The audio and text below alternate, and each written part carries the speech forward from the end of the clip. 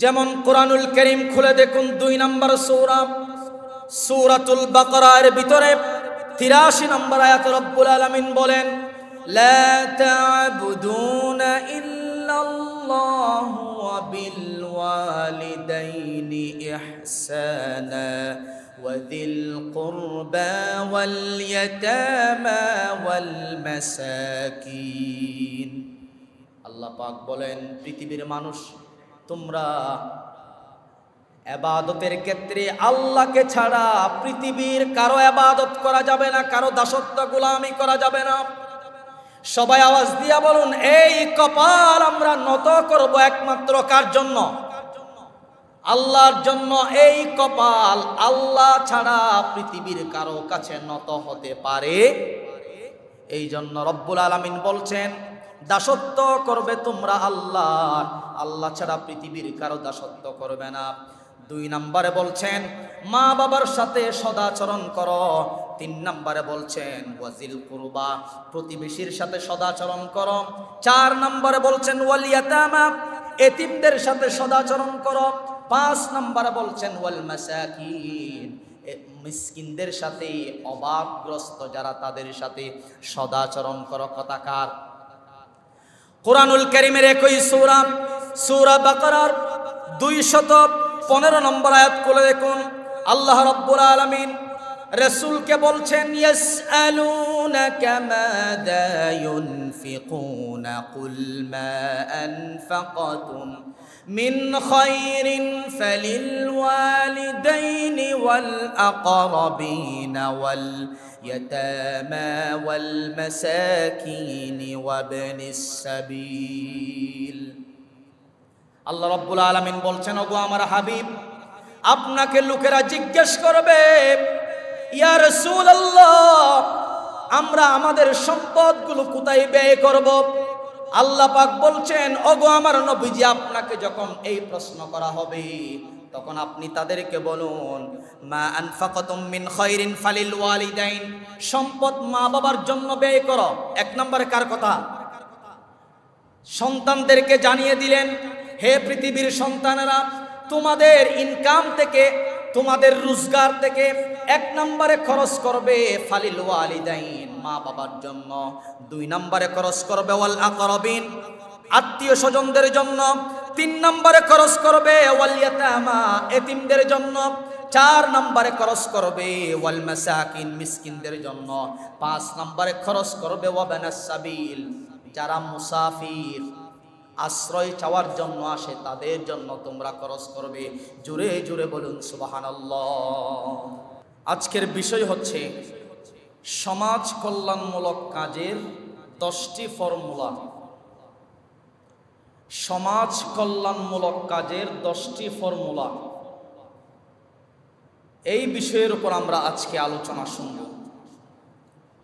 সম্মানিত উপস্থিতি, সম্মানিত প্রাণ প্রিয় বাবারা, যুবক আর তরুণ বন্ধুগণ, মনোযোগ দিয়ে আমাদেরকে দিলের কান দিয়ে শুনতে হবে। বলি ইনশাআল্লাহ। মানুষ হচ্ছে সামাজিক জীব।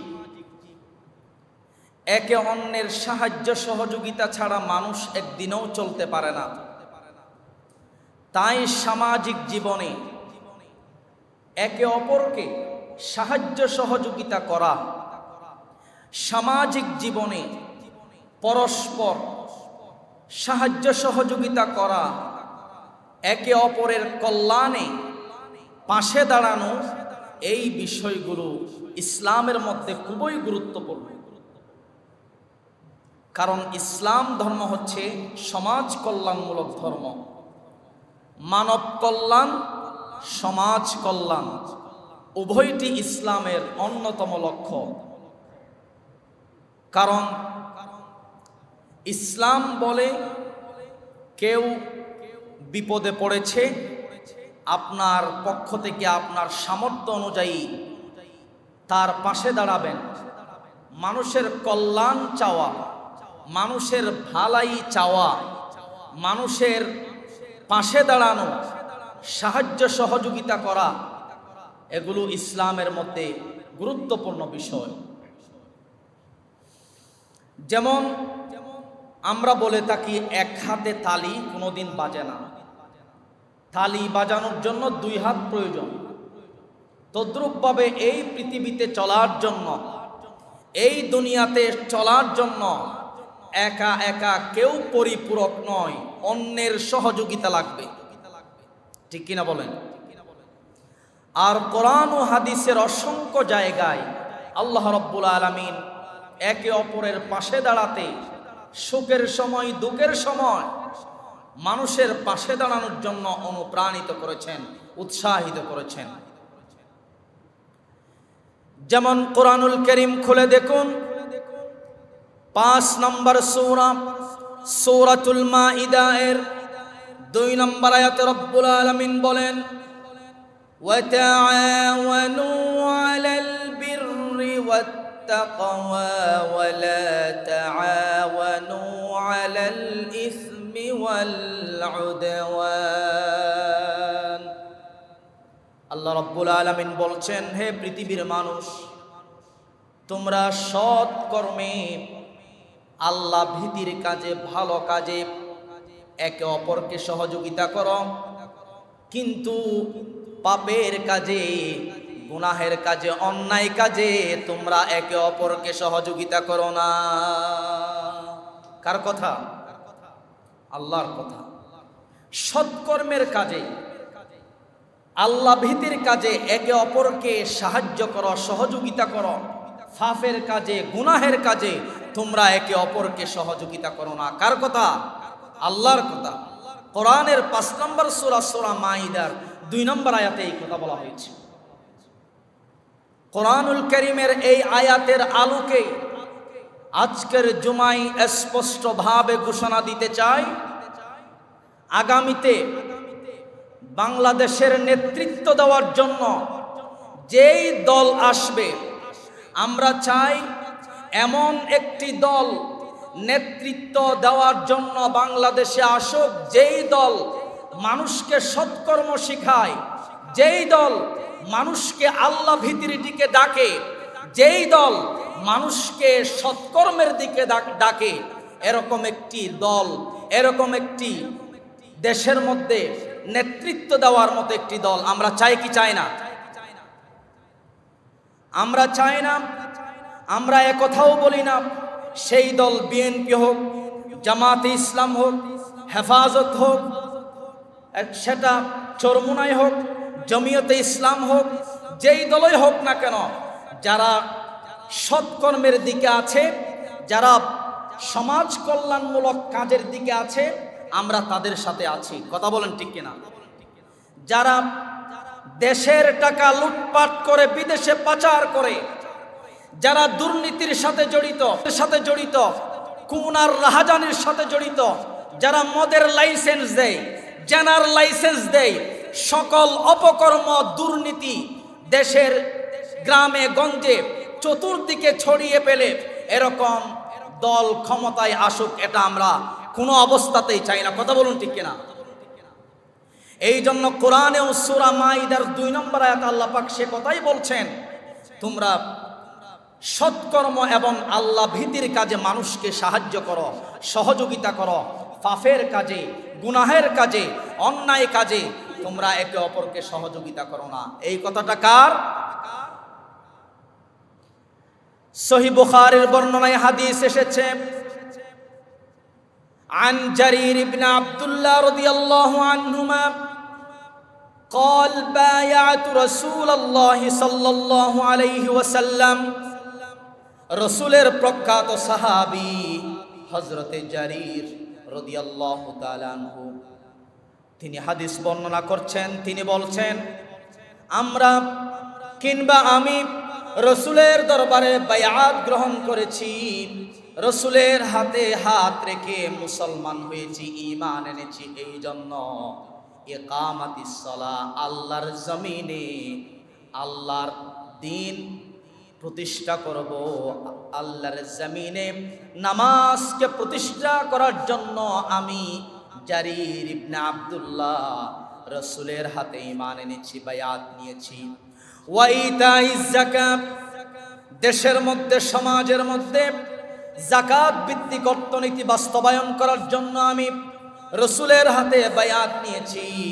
3 নাম্বার হলো ওয়ান নুসহি লিকুল্লি মুসলিম, আর আমি প্রত্যেক মুসলমান সহ সকল ধর্ম বর্ণ নির্বিশেষে সবার পাশে দাঁড়ানোর জন্য, সবার কল্যাণে অগ্রগামী হওয়ার জন্য আমি জারির ইবনে আব্দুল্লাহ রসুলের হাতে বায়াত গ্রহণ করেছি। বলেন সুবহানাল্লাহ। ভিন্ন হাদিসে এসেছে, আবু দাউদ শরীফের বর্ণনা, আল্লাহর হাবিব বলেন ওয়াল্লাহু ফি আউনিল আবদ মা কানাল আবদু ফি আউনি আখি। আল্লাহ রাব্বুল আলামিন বান্দাদেরকে ততক্ষণ পর্যন্ত সাহায্য করেন, বান্দাদের প্রতি ততক্ষণ পর্যন্ত রহমতের দৃষ্টি দেন, যতক্ষণ পর্যন্ত বান্দারা একে অপরের পাশে দাঁড়ায়, বান্দারা একে অপরকে সাহায্য সহযোগিতা করে, দুঃখের সময় সুখের সময় একে অপরের পাশে দাঁড়ায়, একে অপরকে সাহায্য সহযোগিতা করে, ততক্ষণ পর্যন্ত আল্লাহ রাব্বুল আলামিন তাদের দিকে রহমতের নজর দেন। সুবহানাল্লাহ জোরে বলেন।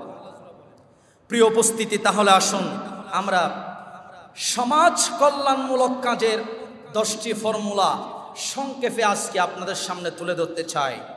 আজকের বিষয় সমাজ কল্যাণমূলক কাজের 10টি ফর্মুলা আমরা জেনে বাড়িতে যাব। সবাই বলি ইনশাআল্লাহ। নাম্বার 1, 1 নাম্বার হলো এতিম প্রতিপালন করা। সমাজে সবচেয়ে অবহেলিত, লাঞ্ছিত, নিঃস্ব, বঞ্চিত, নিরাপত্তাহীনতার সাথে কোন রকম জীবনযাপন করছেন এতিম শিশু বাচ্চারা, ঠিক কিনা বলুন? এই জন্য সমাজ কল্যাণমূলক কাজে যে কোনো সাহায্য সহযোগিতার ক্ষেত্রে 1 নম্বরে রাখতে হবে সমাজের এতিমদেরকে। এতিমদের লিস্ট 1 নম্বরে থাকতে হবে। সাহায্য সহযোগিতা সমাজ থেকে পাওয়ার ক্ষেত্রে এতিম যারা, তাদেরকে 1 নম্বরে রাখতে হবে। কারণ আমার রসুলও ছিলেন একজন এতিম, ঠিক কিনা বলুন? এতিমদেরকে যারা ভালোবাসবেন, আল্লাহর রসুলও তাদেরকে ভালোবাসবেন, তাদের সাথে জান্নাতে থাকবেন। সুবহানাল্লাহ জোরে বলেন। কোরআন ও হাদিসের অসংখ্য জায়গায় এতিমদের ব্যাপারে আল্লাহ তাআলা আয়াত নাজিল করেছেন। যেমন কোরআনুল কারীম খুলে দেখুন 2 নম্বর সূরা সূরাতুল বাকারার ভিতরে 83 নম্বর আয়াতে রব্বুল আলামিন বলেন, লা তা'বুদুনা ইল্লাল্লাহু ওয়া বিল ওয়ালিদাইনি ইহসানা وذي القربى واليتامى والمساكين। আল্লাহ পাক বলেন, পৃথিবীর মানুষ, তোমরা ইবাদতের ক্ষেত্রে আল্লাহকে ছাড়া পৃথিবীর কারো ইবাদত করা যাবে না, কারো দাসত্ব গোলামি করা যাবে না। সবাই আওয়াজ দিয়া বলুন, এই কপাল আমরা নত করব একমাত্র কার জন্য? আল্লাহর জন্য। এই কপাল আল্লাহ ছাড়া পৃথিবীর কারো কাছে নত হতে পারে? এই জন্য রব্বুল আলামিন বলছেন, দাসত্ব করবে তোমরা আল্লাহ, আল্লাহ ছাড়া পৃথিবীর কারো দাসত্ব করবে না। 2 নম্বরে বলছেন মা বাবার সাথে সদাচরণ করো। 3 নম্বরে বলছেন ওয়াজিল কুরবা, প্রতিবেশীর সাথে সদাচরণ করো। 4 নম্বরে বলছেন ওয়াল ইয়াতামা, এতিমদের সাথে সদাচরণ করো। 5 নম্বরে বলছেন ওয়াল মাসাকিন, মিসকিনদের সাথে, অভাবগ্রস্ত যারা, তাদের সাথে সদাচরণ করো। কথাকার কোরআনুল কারীমের 21 সূরা সূরা বাকারার 215 নম্বর আয়াত খুলে দেখুন, আল্লাহ রাব্বুল আলামিন রাসূলকে বলছেন, ইয়াসআলুনাকা মাযা ইউনফিকুনা কুল মা আনফাকতুম মিন খায়রিন ফালিল ওয়ালিদাইনি ওয়াল আকরাবিনা ওয়াল ইয়াতামা ওয়াল মাসাকিনি ওয়াবনিস সাবিল।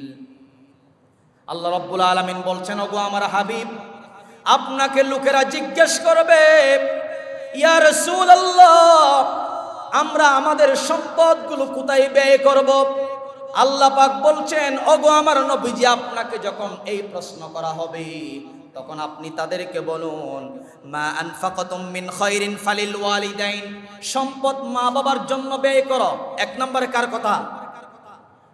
সন্তানদেরকে জানিয়ে দিলেন, হে পৃথিবীর সন্তানেরা, তোমাদের ইনকাম থেকে, তোমাদের রোজগার থেকে এক নম্বরে খরচ করবে ফালিল ওয়ালিদাইন, মা বাবার জন্য। দুই নম্বরে খরচ করবে ওয়াল আকরাবিন, আত্মীয় স্বজনদের জন্য। তিন নম্বরে খরচ করবে ওয়াল ইয়াতামা, এতিমদের জন্য।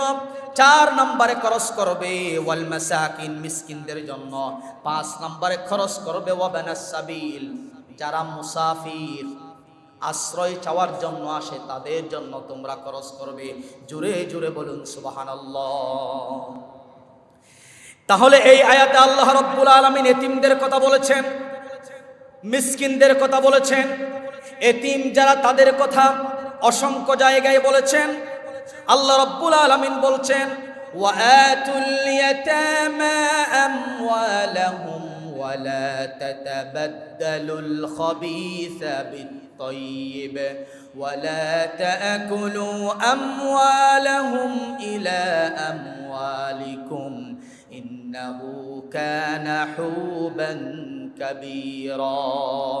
রব্বুল আলামিন বললেন, হে পৃথিবীর মানুষেরা রে, তোমরা এতিম যারা, তাদের মাল, তাদের সম্পদ তোমরা ভালোভাবে বুঝিয়ে দাও। আর এতিমদের মালকে তোমাদের মালের সঙ্গে মিশ্রিত করে তোমরা ভক্ষণ করো না। এটা নিশ্চিত পাপের কাজ, অপরাধের কাজ, গুনাহের কাজ। জোরে বলেন নাউজুবিল্লাহ। এতিমের সম্পদ নিজের সম্পদের সাথে মিশ্রিত করে তোমরা খাইও না।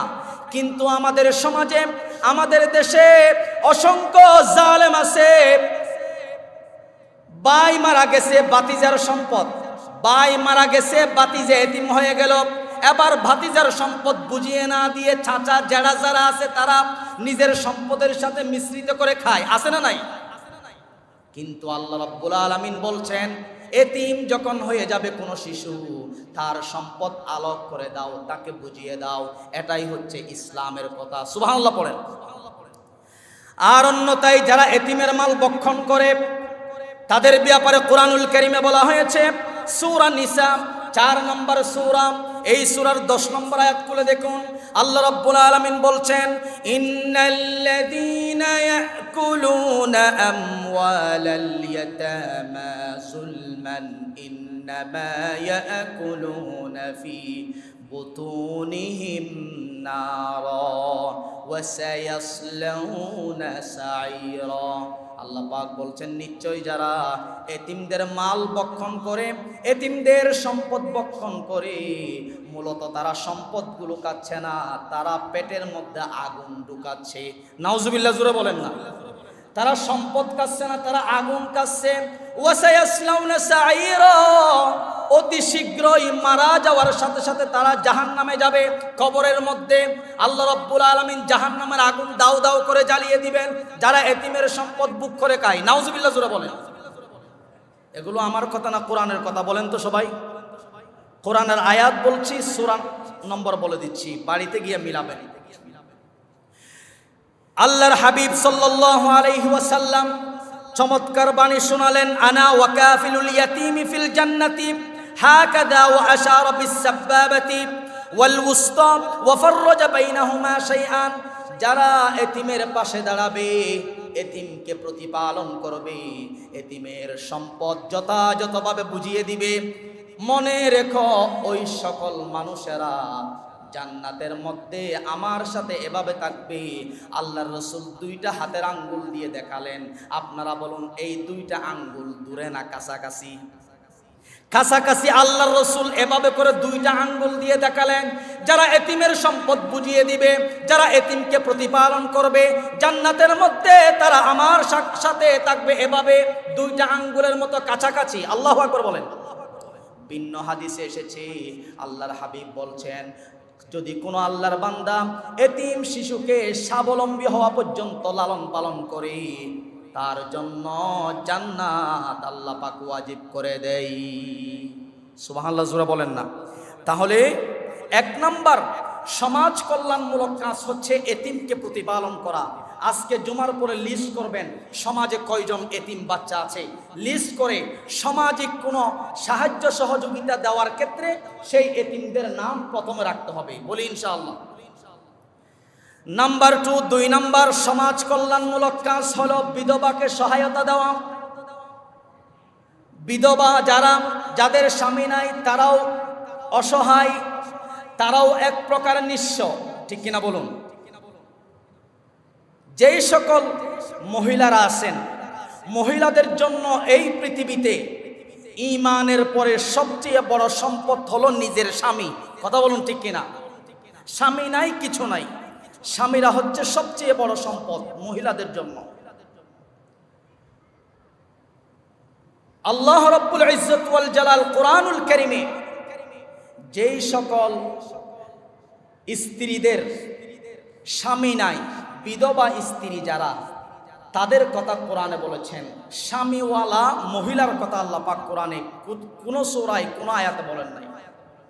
যেমন রাসূল করিম সাল্লাল্লাহু আলাইহি ওয়াসাল্লামের নাম আছে কোরআনে, খদিজার নাম কি কোরআনে আছে? নেই। এভাবে করে মারিয়াম আলাইহিস সালাম, ঈসা আলাইহিস সালামের আম্মা জান, মারিয়াম আলাইহিস সালামের স্বামী ছিল না, এই জন্য তার নাম কোরআনে আছে, তার নামে সূরাও আছে, সূরা মারিয়াম। আসিয়া, অপরদিকে দেখেন ফেরাউনের স্ত্রী ছিল আসিয়া, আসিয়ার স্বামী ছিল। আসিয়ার ডাইরেক্ট কোরআনে নাম নাই, তবে ইঙ্গিত আকারে আছে, কিন্তু ডাইরেক্ট কোরআনে নাম দেওয়া হয়নি আসিয়ার। আসিয়ার স্বামী ছিল ফেরাউন, নিকৃষ্ট ফেরাউন, জালেম। আসিয়া ছিল পাক্কা ইমানদার, একজন জান্নাতি মহিলা, জোরে বলেন না সুবহানাল্লাহ।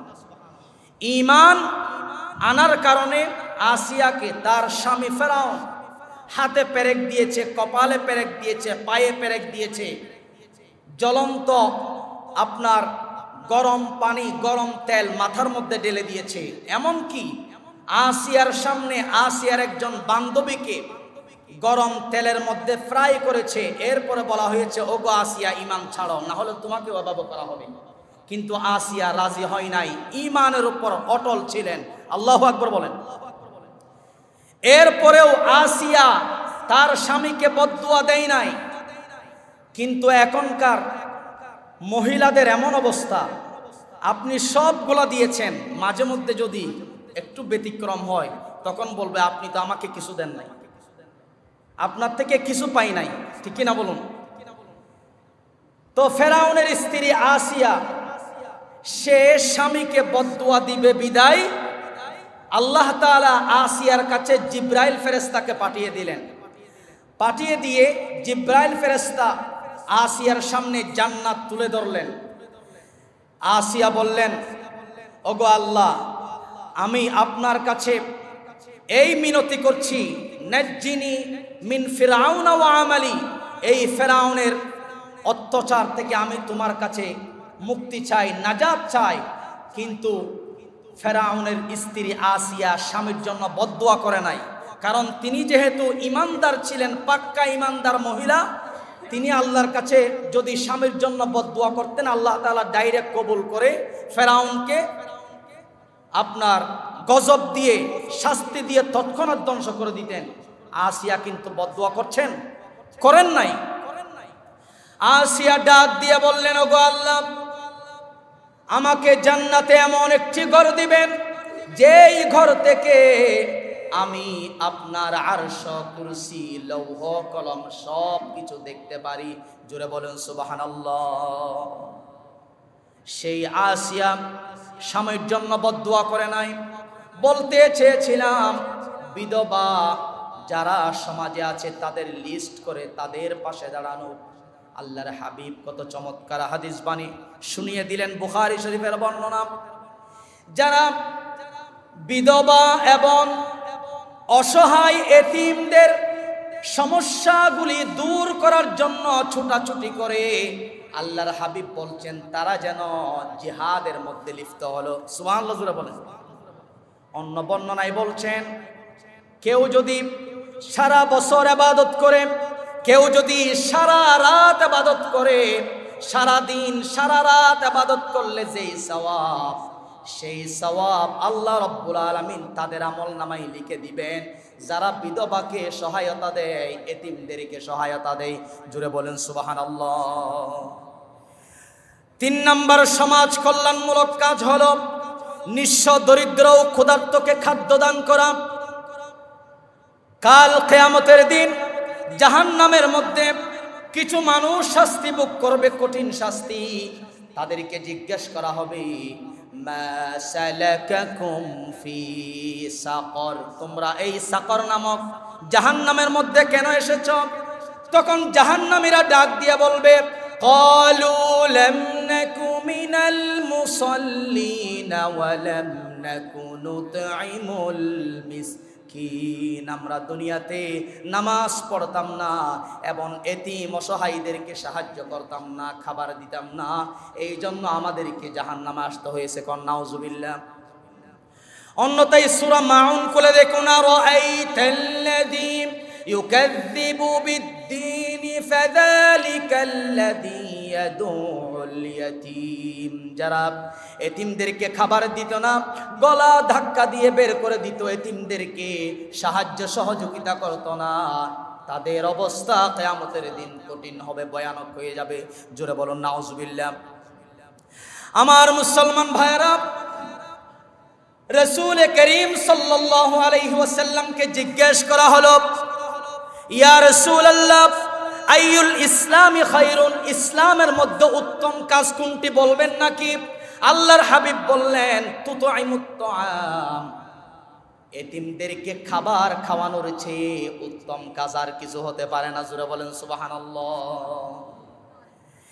এভাবে করে মিশকাত শরীফের বর্ণনায় একটি হাদিস এসেছে, লাইসাল মুমিনুল্লাযী ইয়াশবাউ ওয়া জারুহু জাইউন ইলা জামবি, যে নিজে পেট ভরে খেলো তার প্রতিবেশী ক্ষুধার্ত, নিজে পেট ভরে খেলো, সব কিছু নিজে আদায় করলো, কিন্তু প্রতিবেশীর অধিকার আদায় করলো না। রাসূল বলছেন তারা কোনোদিন মুমিন হতে পারে না।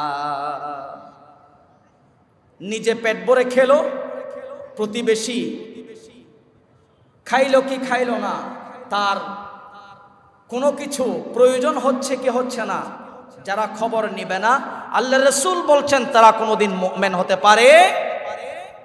প্রিয় উপস্থিতি, তাহলে 3 নম্বর নিঃস্ব দরিদ্র ও ক্ষুধার্তকে খাদ্য দেওয়া। 4 নম্বর সমাজ কল্যাণমূলক কাজ হচ্ছে রোগীর সেবা করা ও দেখতে যাওয়া। আপনারা রোগীকে দেখতে যান কিনা? রোগীকে দেখতে যাওয়া বিশাল সওয়াবের কাজ।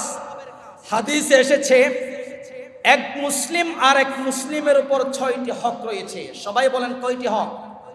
6টি হক। এগুলো মুখস্থ রাখতে হবে, শুধু শুনলে হবে না, আমল করতে হবে, মুখস্থও রাখতে হবে। 1 নম্বর হলো, কোন মুসলমান মুমিনের যদি অসুখ হয় তাহলে তাকে দেখতে যাওয়া, তার সেবা করা। আর্থিকভাবে সমস্যা হলে আর্থিকভাবে সহায়তা দেওয়া। 2 নম্বর হচ্ছে, কেউ যদি আপনাকে দাওয়াত দেয় তাহলে দাওয়াত গ্রহণ করা, কেউ ডাকলে তার ডাকে সাড়া দেওয়া। 3 নম্বর হচ্ছে, কোন মুসলিম মারা গেলে তার জানাজা এবং দাফন কাফনে উপস্থিত হওয়া। 4 নম্বর হলো, কেউ হাসি দিল হাসির উত্তর দেওয়া। 5 নম্বর হলো, এক মুসলমান আরেক মুসলমানকে দেখলে সালাম দেওয়া, সালামের উত্তর দেওয়া। এবং 6 নম্বর হলো, সদা সর্বদা একে অপরের কল্যাণ চাওয়া, একে অপরের লাভ চাওয়া, কেউ কারো ক্ষতি চাওয়া যাবে না। ঠিক কিনা বলুন? একে অপরের লাভ চাওয়া, এটি হচ্ছে এক মুসলমান আর এক মুসলমানের উপর হক। 6টি হকের কথা বললাম। কয়টি হকের কথা? 6টি। তিরমিজি শরীফের বর্ণনায় একটি হাদিস এসেছে, কত চমৎকার ফজিলতপূর্ণ হাদিস আল্লাহর রাসূল শোনালেন। যারা সকাল বেলা কোনো রোগী দেখতে যায়, আল্লাহর 70,000 ফেরেশতা সন্ধ্যা পর্যন্ত তার জন্য দোয়া করে। সুবহানাল্লাহ জোরে বলেন। আর যদি কেউ সন্ধ্যাবেলা কোনো রোগীকে দেখতে যায় তাহলে সন্ধ্যা থেকে সকাল পর্যন্ত 70,000 ফেরেশতা তার জন্য রহমতের দোয়া করে। জোরে বলেন সুবহানাল্লাহ। এই জন্য 4 নম্বর হলো, রোগীর সেবা করা ও রোগীকে দেখতে যাওয়া, এটি সমাজ কল্যাণমূলক কাজ। 5 নম্বর হলো প্রতিবেশীর সাথে সদাচরণ করা। আপনাদেরকে একটি প্রশ্ন করতে চাই, আপনি যদি কোনো বিপদে পড়েন, গভীর রাতে 1টা 2টা বেজে গেছে, আপনার সমস্যা হয়েছে, আপনার সমস্যা সৃষ্টি হয়েছে, সর্বপ্রথম যে আপনার ডাকে সাড়া দিবে, যে আপনার কাজে সহযোগিতা করবে, সে কে বলেন তো? প্রতিবেশী। মনে করুন এই এলাকায় কারো সমস্যা হয়েছে 1টা 2টায় বা যে কোনো সময়ে, আরেক এলাকা থেকে আপনাকে সহযোগিতা করার জন্য আসবে না, আপনার পাশের প্রতিবেশী আপনার কাজে এগিয়ে আসবে, ঠিক কিনা জোরে বলেন? এই জন্য প্রতিবেশীর সাথে সদাচরণ করতে হবে। আল্লাহর হাবিব বলছেন, মা জালা জিবরিলু ইউসিনি বিল জার হাত্তা জানান্তু আন্নাহু সাইওয়ারিতুহু। জিবরিল আমিন আমি রাসূলের কাছে যতবার এসেছেন, প্রত্যেকবার ওই প্রতিবেশীর সাথে সদাচরণ করার জন্য আদেশ দিয়েছেন। আল্লাহর হাবিব বলছেন, আমার মনে হলো জিবরাইল এমন ভাবে আমাকে এই আদেশটা দিলেন, আমার মনে হলো প্রতিবেশীদেরকে না জানি আবার আমার উত্তরাধিকারী বানায়া দেয় নাকি। এমন ভাবে প্রত্যেকবার প্রতিবেশীদের সাথে সদাচরণের কথা বলেছেন জিবরিল আমিন আল্লাহর হাবিবকে। বুখারীর বর্ণনা এসেছে, আল্লাহর রাসূল বলেছেন, ওয়াল্লাহি লা ইউমিন, 3বার শপথ করে বলছেন, আল্লাহর কসম তারা কোনোদিন মুমিন নয়, আল্লাহর কসম তারা কোনোদিন মুমিন হতে পারে না। কয়বার বললেন? 3বার বললেন। তখন সাহাবায়ে কেরাম জিজ্ঞেস করলেন, ইয়া রাসূলুল্লাহ, কারা কোনোদিন মুমিন হতে পারে না, আমাদেরকে একটু বলবেন নাকি? তখন আল্লাহর হাবিব বললেন, যার দ্বারা তার প্রতিবেশী নিরাপদে নয়, সে কোনোদিন মুমিন হতে পারে না। কোন নাউজুবিল্লাহ। যার দ্বারা তার প্রতিবেশী ভালোভাবে ঘুমাইতে পারে না তার অনিষ্টতার কারণে, যার দ্বারা তার প্রতিবেশী নিরাপদ নয়, তারা মুমিন হতে পারে না। তারা মুমিন যদি না হয় তাহলে নামাজ পড়ে কাজ কি, রোজা রেখে লাভ কি? প্রতিবেশী যদি আপনার দ্বারা কষ্ট পায়, এই নামাজ পড়ে লাভটা কি বলেন তো? আপনি তো মুমিন নন। আগে প্রতিবেশীর সাথে সদাচরণ করেন, প্রতিবেশীকে যে কষ্ট দিচ্ছেন তার কাছে মাপ চান, এরপরে নামাজ পড়েন, তাহলে নামাজ কবুল করবেন কে? মানুষকে কষ্ট দেওয়া এটা ইসলামের কাজ নয়। যার হাত এবং জবান দ্বারা অপর ভাই নিরাপদ নয়, সে কোনোদিন মুমিন হতে পারে না, মুসলিম হতে পারে না, বলছেন মুহাম্মদ সাল্লাল্লাহু আলাইহি ওয়াসাল্লাম। আপনি মানুষকে কষ্ট দিলেন, প্রতিবেশীকে কষ্ট দিলেন, আল্লাহর কসম মক্কা মদিনায় গিয়ে হজ করলেও কোনো কাজে আসবে না। মানুষের মনে কষ্ট দেওয়া আল্লাহর আরশ আজিম কেঁপে ওঠে। আল্লাহু আকবার বলেন। এই জন্য মানুষের মনে কষ্ট দেওয়া যাবে না, প্রতিবেশীকে কষ্ট দেওয়া যাবে না। প্রতিবেশীর সাথে সদাচরণের নির্দেশ দিয়েছেন মুহাম্মদ সাল্লাল্লাহু। 6 নম্বর সমাজ কল্যাণমূলক কাজ হলো কর্জে হাসানা দেওয়া। যদি আমরা সমাজ থেকে, দেশ থেকে সুদী কাজ কারবারকে দূরে ঠেলে দিতে চাই, সুদী কাজ কারবার থেকে আমরা ফিরে আসতে চাই, তাহলে আমাদেরকে কর্জে হাসানা এই কর্মসূচি আমাদেরকে পালন করতে হবে। কর্জ দিতে হবে। কেউ বিপদে পড়েছে, তাকে কর্জ দিতে হবে। এটাকে বলা হয় কর্জে হাসানা। নির্ধারিত একটা সময় দেওয়া হলো যে 2 মাস 3 মাস 1 বছর পরে আমার টাকা আমাকে বুঝিয়ে দিবে। নির্ধারিত সময়ে আমি তোমার থেকে কোনো লাভ নেব না, যা দিয়েছি তা আমাকে নির্ধারিত সময়ের ভিতরে আদায় করে দিবে। এটাই হচ্ছে কর্জে হাসানা। এটা দিলে কি লাভ?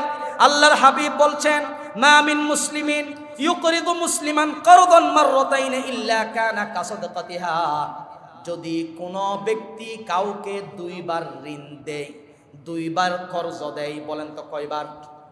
2 বার যদি কেউ কাউকে ঋণ দিয়ে তার কাজটা সমাধান করে দেয়, আল্লাহর হাবিব বলছেন সে যেন আল্লাহর রাস্তায় সদকা করার মতো সওয়াব পেল। সুবহানাল্লাহ পড়েন না? সদকা করার মতো সওয়াবও পেলেন, আবার আপনার টাকাও পেলেন নির্ধারিত সময়ের পরে। তাহলে লাভ না লস? ভিন্ন হাদিসে আল্লাহর হাবিব বলছেন, যারা কিয়ামতের দিনের দুঃখ কষ্ট থেকে মুক্তি পেতে চায়, আল্লাহর হাবিব বলছেন তারা যেন ঋণ দেয়, ঋণ দিয়ে কর্জ দিয়ে অপরের সমস্যাকে সমাধান করে দেয়। আল্লাহর হাবিব ভিন্ন হাদিসে বলছেন যারা একে অপরকে ঋণ দিয়ে সহযোগিতা করে আর সে যদি নির্ধারিত সময়ের ভিতরে ঋণের টাকাগুলো আদায় করতে না পারে, অসহায় হয়, গরিব হয়, তার জন্য যদি ঋণের টাকাগুলো সহজ করে দেয়, ওই ব্যক্তি কিয়ামতের দিন আরশ আজিমের নিচে ছায়া পাবে। আল্লাহু আকবার, জোরে বলেন। তাহলে 6 নম্বর হলো কর্জা হাসানা দেওয়া, 7 নম্বর হলো ত্রাণ বিতরণ করা। বলেন তো 7 নম্বর কি বললাম? ত্রাণ বিতরণ। বন্যায় জর্জরিত মানুষ যারা, তাদের পাশে দাঁড়ানো। আমাদের দেশে যখন বিভিন্ন অঞ্চলে বন্যার্ত মানুষ যারা, তাদের পাশে বিভিন্ন স্থান থেকে ত্রাণ নিয়ে ছুটে গেছে, এরকম আছে না নাই? তো আমরা যারা আসি, আমরা যারা ত্রাণ দিয়েছি, আমরা কি দেখে দেখে শুধু মুসলমানদেরকে দিয়েছি নাকি হিন্দুদেরকেও দিয়েছি? হিন্দুদেরকেও দিয়েছি। সে যদি নাস্তিকও হয়, সে যদি একজন অমুসলিমও হয়, ইসলাম এটা বলে না সে অমুসলিম তাকে ত্রাণ দিও না, এটা ইসলামের বাণী নয়। কেউ কষ্টে পড়েছে, বিপদে পড়েছে, তার পাশে দাঁড়ানো, এটাই হচ্ছে মানবতা। কারণ ইসলাম হচ্ছে মানবতার ধর্ম, ইসলাম হচ্ছে সমাজ কল্যাণমূলক ধর্ম। জুড়ে বলেন না সুবহানাল্লাহ। এই জন্য ত্রাণ বিতরণ করা। 8 নম্বর সমাজ কল্যাণমূলক কাজ হল শরণার্থীদেরকে আশ্রয় ও সাহায্য দেওয়া।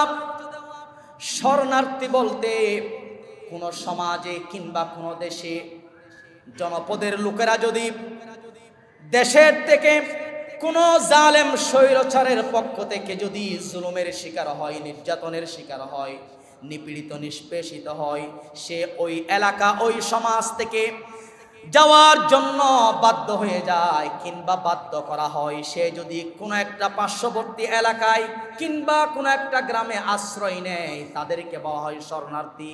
যেমন রোহিঙ্গার মুসলমানেরা রোহিঙ্গার মধ্যে নির্যাতিত ছিল, নিপীড়িত ছিল, নিষ্পেষিত ছিল, তারা আমাদের দেশে আশ্রয় নিয়েছে, তাদেরকে বলা হয় শরণার্থী। তারা আশ্রয় নিয়েছে, আমাদের দেশের সরকারও তাদেরকে আশ্রয় দিয়েছে এবং দেশের বিভিন্ন আনাচে কানাচে থেকে ধর্মপ্রাণ মুসলমানেরা তাদের কাছে ত্রাণ নিয়ে ট্রাক ট্রাক ত্রাণ তাদের কাছে পৌঁছে দিয়েছে। ঠিক কিনা জোরে বলুন। এই জন্য শরণার্থীদেরকে আশ্রয় দেওয়া এটা ইসলামের কাজ। এই শরণার্থী এটা নতুন কোনো বিষয় নয়। যুগ যুগ ধরে মানুষেরা যুগ যুগ ধরে ইসলাম ধর্মের বলেন, ধর্ম বর্ণ নির্বিশেষে অসংখ্য ধর্মের অনুসারীরা এই জুলুমের শিকার, নির্যাতনের শিকার হয়ে এক দেশ থেকে, এক এলাকা থেকে অন্য এলাকায় আশ্রয় নিয়েছে। এরকম আছে না? মক্কায় যেই সকল লোকেরা নবীর হাতে হাত রেখে মুসলমান হয়েছে, ঈমান এনেছে, ঈমান আনার কারণে তাদেরকে কাফের মুশরিক বেঈমানেরা নির্যাতন করে ঘর থেকে বের করে দেয়, সমাজ থেকে বের করে দেয়, নিপীড়িত নিষ্পেষিত তারা জুলুমের শিকার। পরবর্তীতে তারা তাদের জুলুম থেকে বাঁচার জন্য আবিসিনিয়া নামক জায়গায় গিয়ে তারা অবস্থান করলো। এরপরে আল্লাহর হাবিবের সাথে মক্কা ছেড়ে তারা মদিনায় গিয়ে আশ্রয় নিয়েছে। জুড়ে বলেন সুবহানাল্লাহ। তাহলে সেই দৃষ্টিকোণ থেকেই আমাদের নবীও ছিলেন শরণার্থী। আমাদের নবীজির উপরে যারা ঈমান এনেছে তারাও শরণার্থী। তারা মক্কা থেকে মদিনায় গিয়ে আশ্রয় নিয়েছেন। যারা আশ্রয় দিয়েছেন তাদেরকে বলা হয় আনসারি সাহাবী, যারা গিয়েছেন তাদেরকে বলা হয় মুহাজির সাহাবী। জুড়ে বলেন সুবহানাল্লাহ। তাহলে এই শরণার্থীর বিষয়টি ইসলামের প্রাথমিক যুগ থেকে আছে। আল্লাহ রাব্বুল আলামিন মুহাজির যারা এবং আনসারি যারা, তাদের কথা কোরআনে বলেছেন। যেই সকল আনসারি সাহাবীরা শরণার্থী মুহাজির সাহাবীদেরকে আশ্রয় দিয়েছেন, মহাব্বত করেছেন, ভালোবাসা দিয়েছেন, সাপোর্ট দিয়েছেন, তাদের প্রশংসা করে কোরআনুল কারীমে আয়াত নাজিল করে দিয়েছেন। সুবহানাল্লাহ জোরে বলেন না। আনসারি সাহাবীদের ব্যাপারে কোরআন আয়াত নাজিল করা হলো। আনসারি সাহাবীরা ইতিপূর্বে মুহাজির সাহাবীদেরকে চিনে না, বংশীয় কোনো পরিচয় নাই, কোনো ধরনের রক্তের সম্পর্ক নাই, কিন্তু ঈমানের কারণে তাদের ভিতরে মহাব্বত ঢেলে দিয়েছেন। যিনি আওয়াজ দিয়া বলেন তিনি কে? আল্লাহ পাক। আনসারী সাহাবীগণ মুহাজির সাহাবীদেরকে দেখে বলতে লাগলো, তোমরা আমাদের দেশে মদিনায় আশ্রয় গ্রহণ করো, যখন যেই মুহূর্তে যা লাগে আমরা দেব।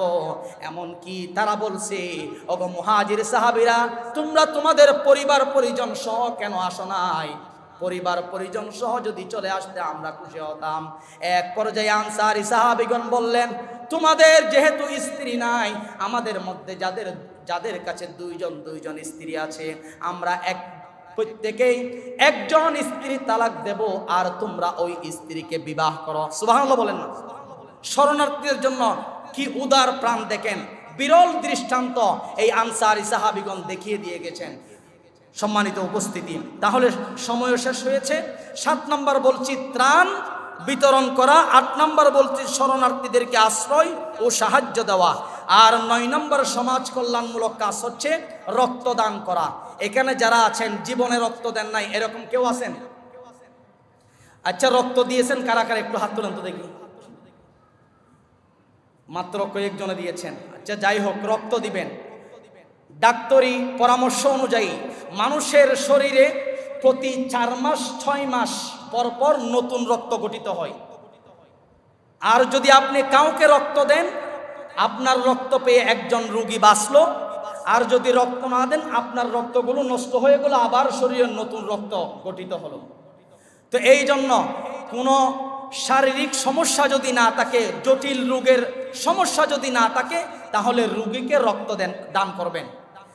রক্ত দেওয়ার চেয়ে শ্রেষ্ঠ কাজ, ভালো কাজ পৃথিবীতে আর হতে পারে না। সুবহানাল্লাহ জোরে বলেন।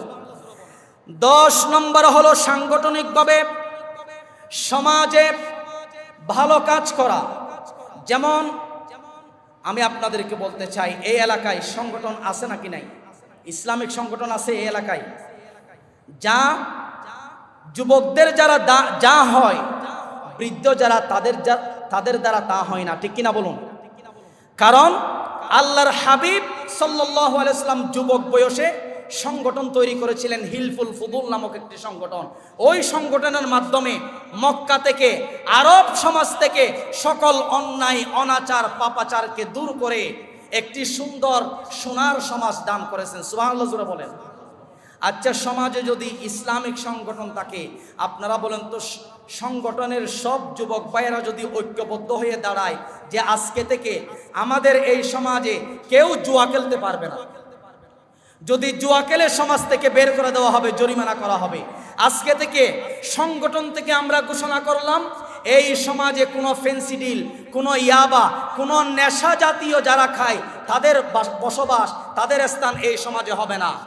এরকম যদি যুবকরা ঐক্যবদ্ধভাবে সাংগঠনিকভাবে ঘোষণা দেয়, আল্লাহর কসম সমাজে মদ থাকবে না, নেশা থাকবে না, গাঁজা থাকবে না, জুয়া থাকবে না। ঠিক কিনা বলুন ভাইরা?